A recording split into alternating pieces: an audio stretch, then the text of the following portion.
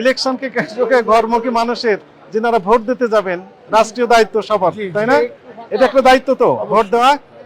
এই ভোট দেওয়ার জন্য ঘরমুখী মানুষের কাছ থেকে বেশি টাকা নিচ্ছেন, এটা ঠিক হয়েছে কিনা? না, ঠিক আছে। এটা অপরাধ হয়েছে। তাহলে এখন থেকে কি করবেন? এখন তো যেটা সঠিক এটাই বিক্রি করবো। নিজের সুরক্ষার জন্য আর বেশি নিয়েন না। আচ্ছা, ঠিক আছে।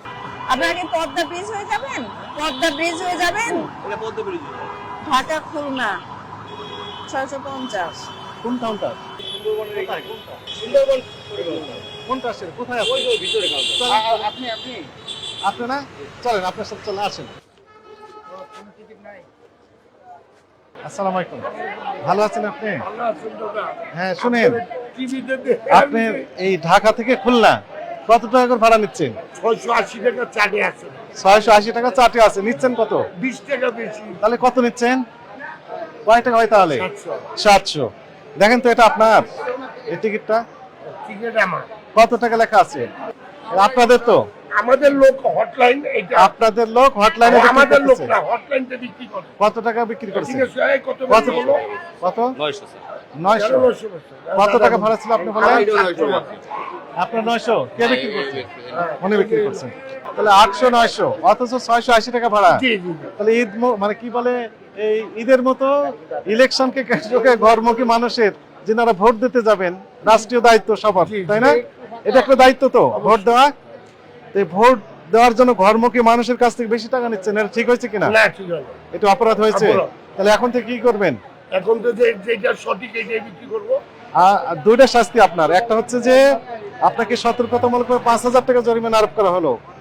দ্বিতীয় যে শাস্তি হবে সেটি হচ্ছে যে যতজন যাত্রীর কাছ থেকে বিআরটিএ কর্তৃক নির্ধারিত ভাড়া আছে অতিরিক্ত ভাড়া নিয়েছেন, যতজন যাত্রী 30 দিনের মধ্যে অভিযোগ দায়ের করবেন জাতীয় ভোক্তা অধিকার সংরক্ষণ অধিদপ্তরে, এই অভিযোগ সত্য প্রমাণিত হলে, অর্থাৎ ভাড়া বেশি নেওয়া প্রমাণিত হলে প্রত্যেকটা অভিযোগের এগেনস্টে আপনার প্রতিষ্ঠানকে জরিমানা আরোপ করা হবে। আর নগদে এখন 5,000 জরিমানা আরোপ করা হলো, পরিশোধ করেন। নিজের সুরক্ষার জন্য আর বেশি নিয়েন না। আচ্ছা, ঠিক আছে। কোন গাড়ি আপনার? কোন কাউন্টার? দেখে যান। তোরা কোথায় যাবো? যাব হইলো আমতলি কলাপাড়া, পটুয়াখালী আমতলি। পটুয়াখালী।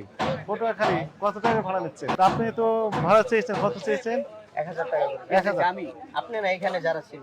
বিআরটি এর চেয়ে বেশি তো আপনি নিতে পারবেন না। না না, তা তো অবশ্যই না। তাহলে আপনি বলবেন না কেন? বলবেন না যে আমি বিআরটি এর ভাড়াই নিচ্ছি। হ্যাঁ, 600 কত টাকা জানি দিয়ে। সেটা বলেন যে এত টাকা ভাড়া।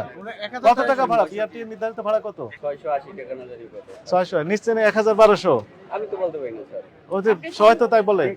না না, যারা আপনি টিকিট কেটেছেন কোথায়? কোথায় যাবেন? কত টাকা নিয়েছে? কত টাকা নিয়েছে? দেখি টিকিটটা একটু দেখান। এই যে দেখেন, কোন কাউন্টার? 600 টাকার ভাড়া, 650 দেন। টাকার ভাড়া। কোন কাউন্টার? 7 ডিলাক্স পরিবহন কোনটা? দেখি কি লেখা আছে।